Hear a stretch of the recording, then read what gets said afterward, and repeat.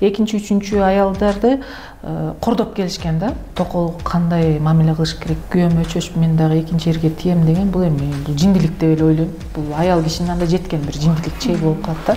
Көпчүлүк айымдар айтып атат, биздин укугубуз төбөлөнүп атат ушул мыйзам аркылуу депчи. Эмне кылып төбөлөнүп атат? Азыр эркектер өтө алсыз болуп калды. Коркок болуп калышты аябай.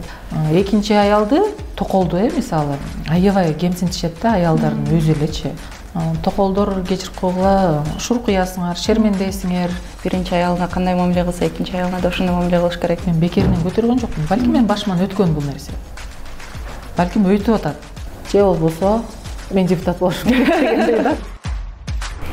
Саламатсыздарбы, Сокол Медиа YouTube каналынын көрүүчүлөрү. Коомубузда талкуу жараткан эки аялдуулукту мыйзамдаштыруу темасынын алкагында бүгүн кеп кылмакчыбыз.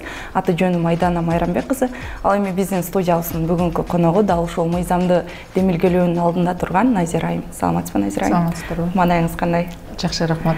Назира айым, айта кетсеңиз, 2017 жылдан бери дал ушул эки аялдуулукту демилгелөөнүн колго алып келесиз. Эмне түрткү болду ушул мыйзамды элдин алдына алып чыгууга? Эми биз баягы коомдо көп нерселерди талкуулап келебиз.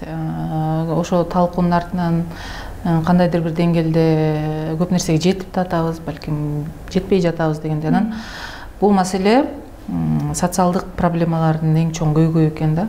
Именно социалдык көйгөйлөрдү кантип чечиш керек десек, ошол эле ажырашуу маселеси, ошол эле үй бүлөлүк институт багытында. Анан ушул мыйзам аркылуу чечсе, кандайдыр бир деңгээлде эркектерде, аялдарда жоопкерчилик пайда болот деген бүтүнгө келдим да. Анан алгач бул маселени жөн эле оюм катары, себеби бул маселеге өзүм каршы чыкпагандыктан, макул болгондуктан оюмду кеңири жазып, ал кезде эми Facebook баракчасы да өтө активдүү эмес болчумун, жөн гана оюмду, пикиримди жазып туруп, жаап коюп кетип калган элем. Анан эле ушу бир саат, 1,5 саат өтпөй аябай ызы-чуулар башталып кетти. Өзүм түшүнбөй калдым. Көрсө, бул теманы талкуулоого коом даяр эмес экен. Бул теманы деги эле ойлобогон болсо керек, анан кандайдыр бир деңгээлде бир коомдун жарасын тырмап алган экенмин деп ойлодум. Демек, ушундай реакция болуп аткандан кийин бул маселени чечиш керек. Бул маселе мага чейин бир көтөрүлгөн экен, илгери легендарлуу парламентте. Анан менден кийин билбейм ким көтөрөт. Анан бирок эгерде мен ушул маселени баштасам, демек аягына чыгайын деп аябай терең изилдеп баштадым. Ошо канча эркек, канча аял Кыргызстанда, кандай кыздар чет жакка турмушка чыгып кетет, эмне себептен ажырашуулар болуп атат, эмне себептен аял менен эркектин орду алмашып калды, эмне себептен үй бүлөлүк институт урап атат, эмне себептен эркектерде азыр жоопкерчилик жок болуп атат деген сыяктуу маселелерди изилдеп отуруп көп ачылыштарды кылдым өзүмө. Анан кой мен бул маселени баштаган соң жоңадан бир жазып коюп жок болуп кетпей, аягына чейин чыгайын деп ошол жылдан бери талыкпастан күлүп дагы тамаша иретинде, чындык иретинде айтып келе жатам. Анан жыл сайын мониторинг жүргүзүп, эми өзүм изилдеп аткан маселе болгондуктан эме кылып коем да, анализдейм дагы. Ошентип атып баягы коомго сиңип калыптыр бул маселе. Коом азыр башындагыдай караганда жеңил кабыл алып калды да. Эске сала кетсе, Facebook баракчаңызда ушул посту жарыяладыңызбы? Комментарийни башып баксак, көпчүлүк басымдуу бөлүгү мырзалар сизди колдоп жатат да, айымдар болсо нааразычылыгын билдирип, калктын кайсы бөлүгү сизди колдоп жатат, кайсы катмары Назира ушул сен көтөргөн нерсе туура деп айтып атышат? Колдогон аялы эркеги да бар, колдобогон аялы эркеги дагы бар да. Эми албетте бул маселе баягы эркектин табиятына жакын болгондуктан эркектерге көбүрөөк жагат. Аялдардын табиятына каршы келгендиктен аялдар албетте бул маселени укканда чалкасынан кетишти.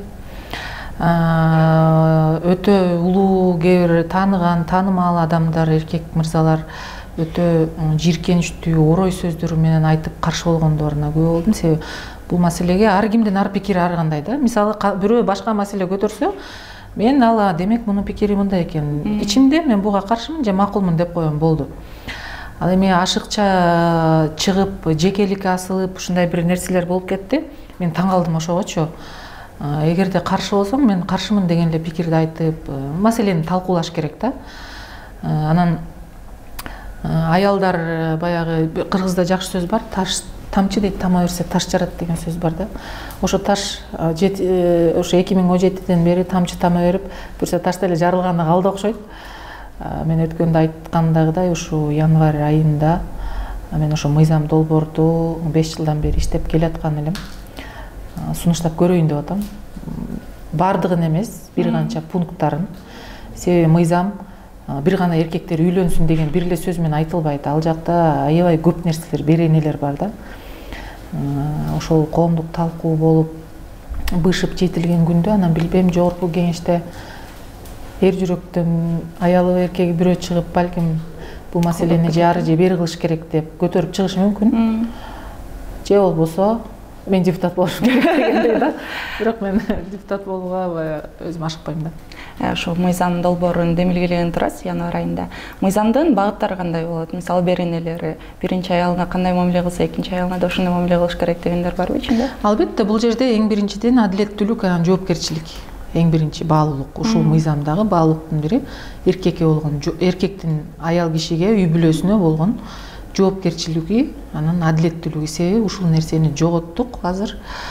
Эркектер ошол себептен баягы үй бүлөгө болгон салкын мамилеси пайда болуп калды да. Эркектерге эң оболу ушул мыйзам аркылуу эркектик парзын ойготуш керек, эркектик бир мүнөзүн ойготуп, ушул мыйзамга жоопкерчилик кылыш керек да. Андан кийин өзүнүн аялдын укугу бар дегендей, балдардын укугу бар дегендей. Азыр ушул маселени айтсак, негедир көбү караңгылык дейт да. Бул караңгылык эмес. Биз башка көп айткандай, биз светтик өлкөбүз. Биз деген караңгы өлкө эмес, биз бул мыйзам караңгылыкка алып келет, светтик өлкө экенбиз макул. Бул мыйзамда, мисалы мен сунуштап аткан мыйзамда адам укугу бар да, аял укугу деген бар. Жоопкерчиликсиз, мисалы бир эркекти алалы, ал бул бар эле көрүнүш, ачыкка чыкпаган менен болуп эле келаткан, бизден кийин деле боло турган көрүнүштөр. Аялына, үй бүлөсүнө айтпай туруп, чекеде үй бүлө кургандар бар да. Анан ал жакта төрөлгөн балдар бар экинчи үй бүлөдөн. Алардын укугу каякта калат анда. Ошончолук биз укуктуу светтик өлкөдө жашасак, мисалы. Эркектин жоопкерчилиги кайда? Биринчи аял, экинчи аял ортосунда, ошол ортодо жаралган балдардын укуктары, мисалы. Экинчи аялды токолду, мисалы, аябай кемсинтишет да, аялдардын өзү элечи. Аялдардын ортосунда бир солидарность, түшүнүк деген жок. Жашоо ар кандай, тагдыр ар кандай. Бүгүн мен бирөөнүн эрке аялымын деген аял эртеңки күн жесир болуп калышы мүмкүн да. Ал дагы эркекке муктаж болуп калышы мүмкүн. Маңдайыбызда эмне жазылганын биз билбейбиз. Ошол түшүнүк жок эле, токолдор бул адам эмес. Токолдор кечирип койгула, шуркуясыңар, шермендейсиңер деген бир сөздөрдү айтышат да. Мен аябай таң калам, бул аялбыз го. Эмне үчүн аялдар бири-бирибизди коргобойбуз? Эгерде биз бири-бирибизди кемсинтпей, көрө албастык кылбай, коргоп, колдоп турсак, баягы эркектердин алдарында бийигирээк болуп, азыркы болуп аткан, коомдо болуп аткан терс көрүнүштөр, мисалы жаш кыздарыбыз бузулуп кетип атат, ошол эле улгайган эркектер бузат алардычы. Ошол эле бай эркектер бузат аларды, турабы? Азыр материалдык баалуулукка көбү басым кылып калбадыбы? Эмне үчүн аялдардын ортосунда солидарность жок деп мен таң калам да. Анан ар бир пикирде ак кара менен жүргөндө эле ар бир пикирде оң терс пикир болот. Баштапкыга салыштырмалуу бүгүнкү күндө аялдар жакшы колдоп келатышат азыр, мейличи деп калышты да. Эгерде жоопкерчиликти сезсе, колунан келсе, анда мен каршы эмесмин деген аялдар көп. Эркектер тилекке каршы чыгып атат, бирөөнү эптей албай атып, экинчисин эмне кылабыз деген алсыз сөздөрүн айтып мен себеби бая башында көтөргөндө, бул маселени көтөргөндө ушул сөздөр жок болчу. Акыркы убакта ушундук калыптыр. Мен бирөөнү эптеп алалычы, бирөөнү эптей албай атып, экинчисин эмне кылабыз деген сыяктуу сөздөрдү айтып, мындай тең салмактуулук жок. Мындай тараза ары болуп, бери болуп ушундай нерселер, көрүнүштөр болуп атат, эми билбейм. Бул акыры кандай бүтүмгө келет. айрым мырзалардын ошол көктөн издеген жерден таап бергендей болдуңуз. Анан комузда ар кандай мырзалар бар. Бири билимдүү болсо, кайбири билимсиз. Бир аял менен үйүндөгү отун тутандалбагандагы мырзалар бар эмеспи? Ошолорго кеңешиңиз кандай? Алар дагы комментарийлерди окуп көрсөк, ошо мен да кандай экинчи аял алам деп чыгышат да, бирок материалдык жагдайы жетпейт.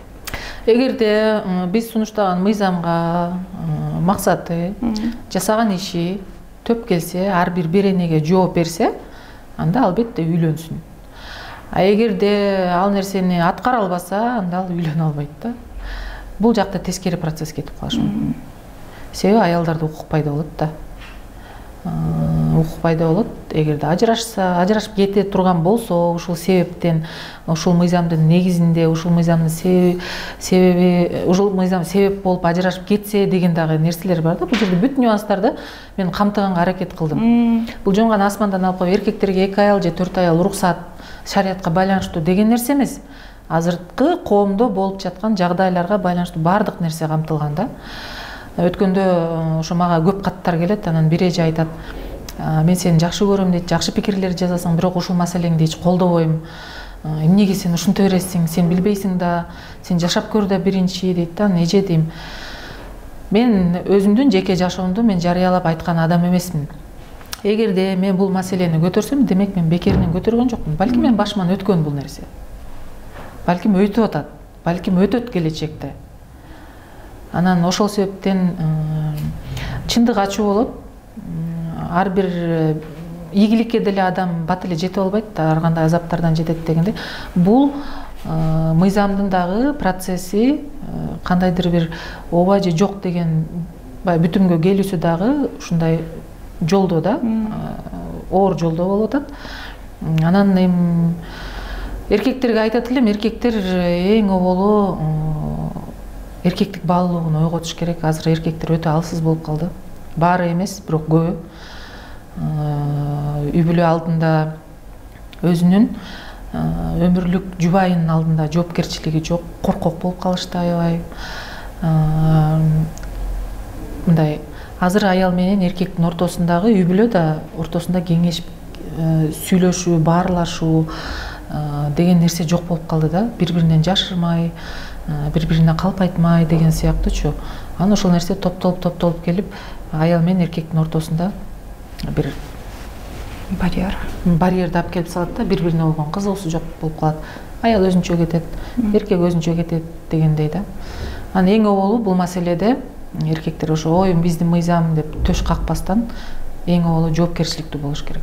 Эркек качан жоопкерчиликтүү болуп, аял киши баш ийгенде, мен ойлойм коомубузда көп ошо үй бүлөлүк зомбулуктан баштап ушундай жат, жийиркеничтүү, акылга сыйбаган көрүнүштөр акырындык менен жоголот деген мен терең ишеничтемин. Коомуздагы айрым пикирлерге карасак, акыркы учурларга үңүлсөк дегендей, желек маселеси чыкпадыбы? Желегибиз алмашты, тубубуз өзгөрдү. Ушул желекке болгон нааразычылык назарын оодарылып алыш үчүн фейк бир маалыматтар тарап атат деп сизди күнөөлөп атышат да. Ушул маалыматтар үчүн жоопкерчилик тартып калам деп ойлобойсузбу? Жок, бул маселени мен көптөн бери эле көтөрүп жүрөм да. Биринчи жолу айта калган жокмун. Ага чейин деле айтып келгем. Негизи мен бир жумада 1-2 жолу сөзсүз айтам бул маселеничи. Сөзсүз түрдө.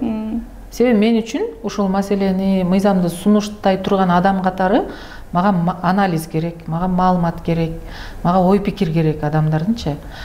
Анан жоопкерчилик тарта турган болсок билбейм, эмнесинен тартам мисалы. Себеби мен эгемендүү өлкөдө, ошол өзүлөр айткан светтик өлкөдө тургандан кийин мен өз ой пикиримди айтууга укуктумун толук. Мен бир кылмыш кылган жокмун. Мен сунуштайм дедим, ошол убакта мен сунуштайм, мисалычы. Анан андан ары жогорку кеңеш талкуулап алып кетеби ал маселени, чыгарабы коомчулукка, ал өзүлөрүнүн иши дегенде. Бирок мен өзүмдүн ушул милдет кылып алып алган жүгүмдү кандайдыр бир деңгээлде аягына чейин чыгышым керек да. Бул эч кандай желектен алаксытуу маселеси эмес болчу. Жөнөкөй эле 1-2 эле сүйлөм эле жазылган, сунушталат деген. Анан ар ким ар кандай талкуулап, жогорку кеңештин депутаттары көтөрөт экен деп алышты. Мен ага дагы ой туура эмес айтып алыптырмын, оюмду жакшы билдире албай калыптырмын, андай эмес мындай деген да жокмун. Мейли ошол бойдон кала берсин дедим. Анан эми азыр бизде күндө жаңылык го. Күндө баягы бир жаңы маселени талкууласак башыбыз ооруп калды окшойт. Кыргызда экинчи аялдуулук баягы жоодо жүргөн, согушта жүргөн мырзалардын айымдарын экинчи аял кылып алган деп айтышат да. Ал эми биздин коомчулукта мырзалар экинчи аял десе эле жаш секелек кыздар деле эстетет. Ушулардын аркасында бир башаламандуулук жаралат деп ойлобойсузбу? Мисалы айымдар эки баягы турмушка чыгууну көздөп ар кандай өздөрүнүн сунуштарын чыгарат деп ойлобойсузбу? Айта беришет. Эми бирок сөз айтылыр да эмеге келгенде болбойт да. Жумушка келгенде адамдык эмес бербесе керек да. Эркектин табияты ушундай экен. Эркек ушундай жаралып калыптыр. Ал экинчи аялды алба деп сен алдырбаган күндө да эркек баары кетет. Үй бүлөдөн кетип калбайт, эми кетип калгандар баары тескери басат да. Эркектин табияты ошол. Аны кармап, капаска кармап, ага жаман айтып эмне кыласың? Жакшы эме ниетте макулдугун берип кой. Себеби эркек акыретте дагы динде эгерде байланыштыра келсек, эркек жоопкерчиликтүү да аялдарыначы. Анан күйөөмө чөчүп мен дагы экинчи эрге тием деген бул эми бул жиндилик деп эле ойлойм. Бул аял кишинин анда жеткен бир жиндилик чеги болуп калат да. Билбейм эми акыры кандай бир бүтүнгө келебиз. Антип ой пикирлерин эгерде эки аялдуулук мыйзамдаштырылса, анда эки күйөөлүк дагы болсун деп ал башынан эле айтылган. Бул маселени көтөргөндө башында эле айтылып келген. Аябай күлгөнбүз. Анда Раматылык Чубак ажындагы тамашалап жооп берген жооптору бар бул нерсеге. Биз болгону ошо табият менен жашообузду шайкеш келтирип, ортодо бир гармонияны чыгарып алсак да, үй бүлөлүк институтта деген түптөп. Амын эч кандай жаманчылыгы жок. Бирөө жазат эле бир аял. Мен күйөөмдү экинчиге бербейм дейт, андан көрө ойношторго барып жүрө берсин дейт да. Бул эми акылсыздык деген немедем, мен айтып калам, ай, күйөөңө экинчини алып бер. Өзүңө убакыт пайда болот. Балдарды тарбиялап, жакшынакай курбу күтүп, биргеликте жашап жүрө бергиле. Себеби аял кишинин Кыргызда менталитет боюнча аял кишинин милдети чоң да, кайната кайненесинин алдында. Ошол милдетти бөлүшүп ал дагы бүттү, калганы эркектин мойнунда болот. Силер ушул нерсени түшүнүп алгыла деп атам да, аял кишиничи. Аял кишини караңгылыкка төбөлөп атасыңар эле дейт да. Түпкүрдө Кыргызда дагы, динде дагы аял кишинин укугу ушундай бийик берилген. Аябай бийик берилген да. Ал эми жанакы Европа, батыштарда аял кишини төбөлөп келишкен. Ошон үчүн жылаңачтантат, ошон үчүн жана зордук, зомбулук болот. Ошон үчүн аялды шайтанга теңейт. Ушундай нерселер да. Мен аялдарга ушул нерсени түшүндүрө албай койдум. Ай, Кыргызда аял кишини кандай сыйлашкан. Динде дагы бейиш менен салыштырып атат. Өзүңөрдүн ордуңарды билгиле да. Күйөөңөр үчүн бейиш болгула. Күйөөңөргө 2 эмес 4 бейиш болуп, баягы тыпырай оокатыңарды кыла, жок, ойнош күтүп, анан кийин мындай жүрө берсин, тигиндей жүрө берсин, мындай логически ойлонуш керек да. Анан эмне үчүн өзүбүз жашообузду мындай жакшы нукта, жакшы келечектеги күчтүү тукумдарды тарбиялап, эмне үчүн анта албайбыз да, кыргыздарчы мисалы. Биз кыргыз баатырларды тарбиялаган элбиз да. Ушул нерсе негизи маселе аябай чоң. Бир гана эркектер экинчи аял алсын деген нерседе жатпайт, аргументтер көп. Ушул социалдык проблемалардын чечилип калышы деген эле ниет. Несир айым айта кетсеңиз, ушул гендердик тең укуктуулук маселеси ушул мыйзамда кандай каралып калат? Мисалы айымдардын өзүнүн укугу бар, мырзалардын өзүнүн укугу бар дегенде. Көпчүлүк айымдар айтып атат, биздин укугубуз тебеленип атат ушул мыйзам аркылуу депчи. Эмне кылып тебеленип атат? Мисалы мен аялдардан сурайм да, кантип тебеленип атат? Ошону айтыңызчы дейм да, мен ошону чыгарайын. Ойлонойн десем, ал экинчи аял алып, мен укугумду тебелеп атат дейт. Кантип тебелеп атат дейм да? Кайсы укугуңузду тебелеп атат? Десем, негедир ошол экинчи аял боло тургандар эми коомдо жат көрүнүш деген менталитет менен бизде токолдор экинчи аялдар чыкпайт да жарыкачы, айтпайт ачык. Ал чыкпайт, бул байбиче деген менин жолдошумдун биринчи аял мен укугумду тебелеп атат деп чыкпайт аларчы. Себеби бизде менталитетте илгери ачык болчу да, бир боз үйдө эле жашашчы. Анан Советтер Союзу келгенден баштап бул нерсени караңгы катары көрсөтүп, экинчи, үчүнчү аялдарды кордоп келишкен да. Сен эч ким эмессиң, сен деген ушул кылсын. Дагы ошо комментарийлерден айтып коеюн, унутуп атпайбы, сен мени эриме турмушка чык деди да бир аялчы. Анан чын элеби деп, мен жакшы ниетте мындай эми азыр чыга калайын деген жокмун. Негизи ушул маселеге макулсузбу деп сүйүнсөм, биз эрим экөөбүз дейт, кеңештик дейт да, сага көрсөтөлү дейт, токол кандай мамиле кылыш керек экенин, сениңди дейт, күн көрсөтпөйбүз дейт сагачы. Сени малайдай кылып оокат кылдырабыз, токолдун орду ошондой дейт да. Анан мен аябай таң калдым. Токол деле ал аял, токол деген бир ат конуп калган да. Анан айттым, ай дедим, тарыхта билесиңер дедим, токолдордун аты калган. Тарыхта токолдор тарбиялаган, төрөгөн балдардын аты калган. Эмне үчүн ушундай аялдарды басынтасыңар депчи. Анан ой, билбейм, бул маселеде иш кылса баягы бир жагын ачсаң бир жагынан чыга берет экен. Акыры кандай өтөт дагы эле видеомук. Но бирок ушул айда сунуштап көрөбүз да коомчулукка. Азыр эми өткөнгө үңүлөлү. 2017-жылы сиз алгач ушул мыйзамды кабыл алалы деп өзүңүз сунушуңузду билдиргенде сизге кол салуу фактылары болгон экен. Ошол жөнүндө айтып берсеңиз. Бул маселени көтөргөндө ошо алгачкы жолу өтө катуу, агрессивдүү кабыл алды. Мен ал коомчулук ошондой кабыл алат деп мен даяр эмес болчумун чындыгында. Жана башында айтып кеткендей, мен бул маселеге түз көз карашта болгондон кийин элдер дагы ошондой ойдо экен деп эле жазып чыгып кеткем да. Анан маектер башталды, дебаттардан дебатка барып, жылдызым жанып кетти дегенде мен үчүн ошо керек болуп, маалымат чогултушу, дебаттагы бул дагы изденүүгө кирет да. Анан коркутуулар аябай көп болду мага. Коркутуулар көп болду. Тиякта маек болот, биякта маек болот дегенде, анан мен ошо Раматылык Чубак ажыга, ошо ажекелердин баарына айттым, ушундай коркутуулар болуп атат, артыман аңдыгандар болуп атат деп, агишлер кайтарып жүргөн күндөрү болду, алмак-салмак. Анан эми тынчып калды деп беймарал жүргөн убакта ошол кол салуулар менин досторумдун арасынан эле чыкты. Күндүз эле, чаламан чак түшүндө эле кетип баратсаң, ушундай бир мындай кинодо гана болот деп ойлочумун да, билинбей келип туруп башкача чыгып кеткендичи. Анан ошо күндүз эле көчөдө кетип баратканда билинбей келип башкача чыгып кетип, сабап, кийимиңди айырып көчөдөнчү көк ала кылып кеткен, ушундай бир эки нерсеге туш болдум. Анан мен өзүм негизи ошол аябай таң калып, анан соттойбойн же ушуларды сотко берип салайын дегенде мындай ниетим жок болчу, бирок өзлөрү барып арыз жазган экен, мени сабап салды депчи. Анан мен таң калып, андай эмес, анда мындай деп. Ошол сизге кол салган адамдардын арасында мыйзам чегинде жоопкерчиликке тартылгандар болдубу? Жок, тартылган жок. Негедир тартылган жок, негедир мен кечирип койдум ал адамдарды.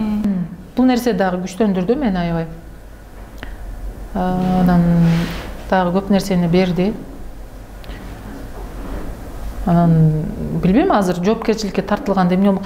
Негизи ушул маселенин артынан коркуткандар аябай көп болуп, шылдыңдагандар көп болду коомчулукка. Негизи берене бар да мыйзамдачы, баягы жекеликке шек келтирүү боюнча бир мыйзамдардын немеси бар экен.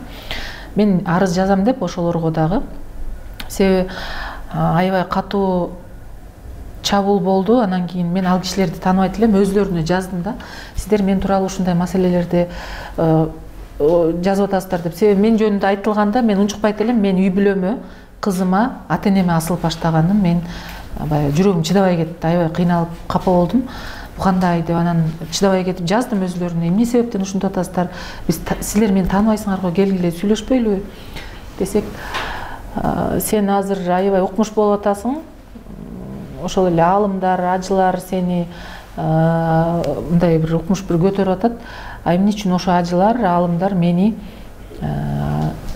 баягы псевдопатриот, начар сөздөр менен, эгерде ошолор менден кечирим сураса, биз сени жамандабайбыз дейт да. Ушундай шарттарды коюштан айттым, жок дедим. Ал кишилер кечирим сурабай эле болсун, мени шыбай бергиле деп. Аябай көп учурлар болду. Бир жолу дебатта ошол мени аябай катуу шыбаган айым менен кезигип калдым. Биринчи жолу көрүп, анан айттым, эмне себептен ушинтиңиз десем, бул аябай чоң заказ болчу деп айтты. Себеби аябай уят нерселерди жазды да. Анан деп койдум дагы, анан ар бирөөнү баягы тийбе жыттанып кетет деген сөз бар го кыргыздачы, тийген жокмун.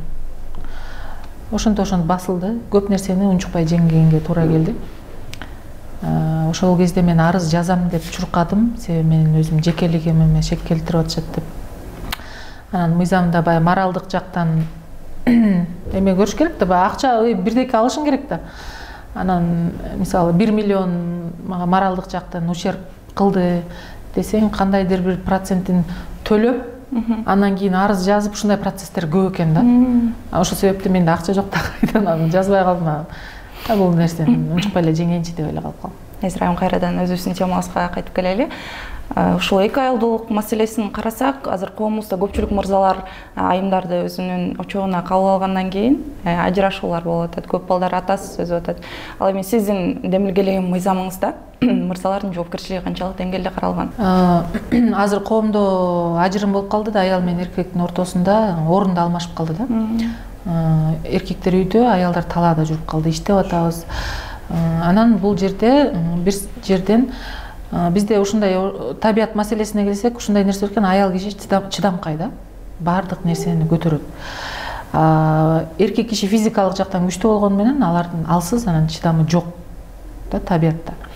Ошол себептен аял киши баягы чыдабай, баягы мисалы эркектер көп иш, мындай кандай десем, аял кишилер иштеп калбадыбы, азырчы эркектердин көбү кара жумуш менен эле иштеп, ички сырткы миграция роль ойноп атат аябай чоң. Аял киши рульга отурду, аял киши чачын кести, аял киши шым кийди, мисалы эркектин кандайдыр бир нерселерин өзүбүзгө алып алганбыз да. Ошол нерсе аял кишиге жагып калды да. Аябай жагып, аял киши лидер болуп чыгып келди. Коомдо эркектерди сен кимсиң деген нерсеге алып келди. Эркектер, бул деген менин аялым акча таап атат, үйдү багып атат, мени да багып атат деп монтуп азыр ошондой тенденция келатат. Ошондой эме муун келатат даже. Анан сөз чыгып атпайбы, жана бир аялды эптеп алсынчы деген, бул басынтуу да эркектердичи. Аял киши кыргыз, биз айла жок кыргыз болуп жаралып калыптырбыз. Эгерде башка улутта жаралсак, баягы Европа өлкөсүндө жаралып, ушул сөздү айтсак, балким жарашмак. Кыргызга бул сөз жарашпайт.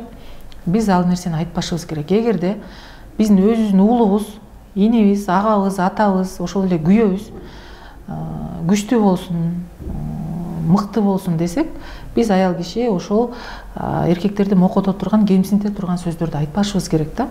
Аял жакшы, эр жакшы деген жакшы сөз бар. Ой, үйлөн, ошончолук эле жоопкерчиликтүү болуп, балдарыңа мыкты ата, мага мыкты күйөө болуп атсаң, кел үйлөн.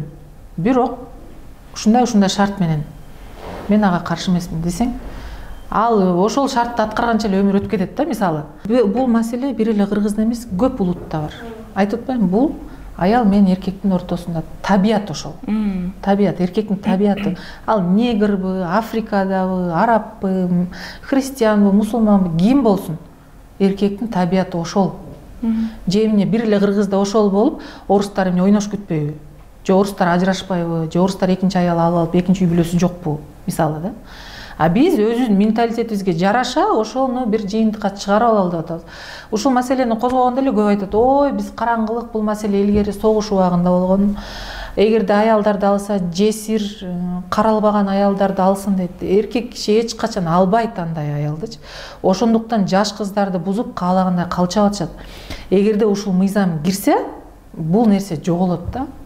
Айта кетсеңиз, мисалы, азыр экинчи аялдуулук мыйзамы Кыргызстанда кабыл алынса, оң тарабына чечилсе, айрым секеле кыздар өзүнүн атасы теңдүү адамдарга токолдукка чыга албайт. Ал мыйзамда каралган эмес. Ал мыйзамда каралган, чыга албай калат кыздарчы. Себеби жаш өзгөчөлүк туура келбейт, статус туура келбейт. Ошол жерде кыз кишинин ата-энеси, мисалы, каршы чыгат да. Сиз кызыңызды экинчи, үчүнчү аялга бербейсиз да. Өзү теңдүү болсо, хорошо, чык, ажырашып келген кыз болсо, 2-3 баласы менен бага албай атса, макул чык деп, турмуш куруп алып, балдарыңа жакшы ата болуп, бир жакшы адилеттүү болсо чыгып ал деп айтат. Анан 18 жаштагы кызды 60 жаштагы эркек алам десе, эметилбейби? Бул баардык нерсе, айтып атпаймынбы, мыйзамда баардык нерсе каралган. Себеби бир сүйлөм жазам да менчи, анан 100 пикир болот атпайбы? 100 пикир 100 берене деп эсептей бергиле да. айтып атам, бул жакта эркектер 2 аял алат, 2 же 2 эле эмес, 2 же андан көп дегени бул 4 аял дегени да, 4кө чейинки гана. Бирок эркектер это редкость бизде Кыргызда. Кыргызстан боюнча 3-4 киши эле болсо керек, 4 аялдычу. Ошолордун баарына жоопкерчиликтүү карап, ушул маселени изилдейм деп түтүндү түрөө кыдырып, мындай үй бүлөлөрдү көп көрүп, мындай жакшы мамиледе көрүп алып суктана турган үй бүлөлөр бар. Анан бул мыйзам айтып атпаймынбы, эгерде бул мыйзам кабыл алынса, тескери тенденция кетип калат. Эркектерде бул чоң жоопкерчилик бар да. Коркпош керек бул мыйзамдан. Наоборот, аялдар ушул мыйзамга тикесинен тик туруп колдоп бериш керек да. Всё деш керек, мына мыйзам турат. Мен сени мыйзам менен таш талканыңды чыгарам. Эгерде сен ушул мыйзамга жооп бербесең. Ушул мыйзамга жооп берем, ушул мыйзамда турган нерсенин баарын аткарам десең, үйлөнө бер. Назира айым, бизге келип өзүңүздүн ой пикириңизди билдиргениңизге терең ыраазычылык билдиребиз. Биздин көрүүчүлөрүбүзгө өзүңүздүн каалоо тилегиңизди айтсаңыз болот. Мен көрүүчүлөргө жакшылык гана каалайт элем. Себеби жакшылыктан эч качан үмүт үзбөшүбүз керек. Анан коомду аябай ушу жакшылыкка чакырат элем да. Жакшы ой пикирге, жакшы мамилеге, жакшы сөзгө чакырат элем. Себеби биз коом азыр ушул нерсеге өтө муктажбыз. Тилекке каршы акыркы убакта ушундай агрессивдүү, мен муну буга ковид күнөөлүү деп коем. Себеби ошо пандемиядан кийин биздин негедир коомубуз өтө агрессивдүү болуп кетти. Бири-бирибизди сыйлайлы, бири-бирибиздин ой пикирибизди сыйлайлы, бири-бирибизди жакшы түшүнөлү, бири-бирибизге баягы махаббат дейт. Бул бир гана сүйүшкөн аял менен эркектин ортосундагы гана сүйүү эмес. Бул ата-энеге, үй бүлөгө, балага, бейтааныш, улутташка, жердешке, идеялаш адамдарга болгон махаббат дейт. Анан ортобуздагы ошо махаббат ар дайым бир жакшылыкка үндөсүн деп айтат элем. Анан эгерде бул мыйзам буюрса, коомчулукка чыгып, эметип калса, мен ойлойм, бир оюмду жеткире алдым деп ойлойм. Эгерде суроолор болсо, кийин дагы баягы жооп берүүгө даярбыз. Ал эми ушул мыйзамды терең түшүнүп, сунушталгандан кийин мен адекваттуу, жакшы, терең дагы бир ой пикирлерди күтөм. Урматтуу Сокол Медиа YouTube каналынын көрүүчүлөрү, бизге назар бурганыңыздарга чоң ыраазычылык билдиребиз. Сиздер менен кайрадан эфирлерден көрүшкөнчө сак саламат болуңуздар. Бүгүн эфир тизгининде мен Айдана Майрамбек кызы болдум. Ал эми студиябыздын коногу, студиябыздын көркүн ачып берген биздин Назира бегим. Рахмат.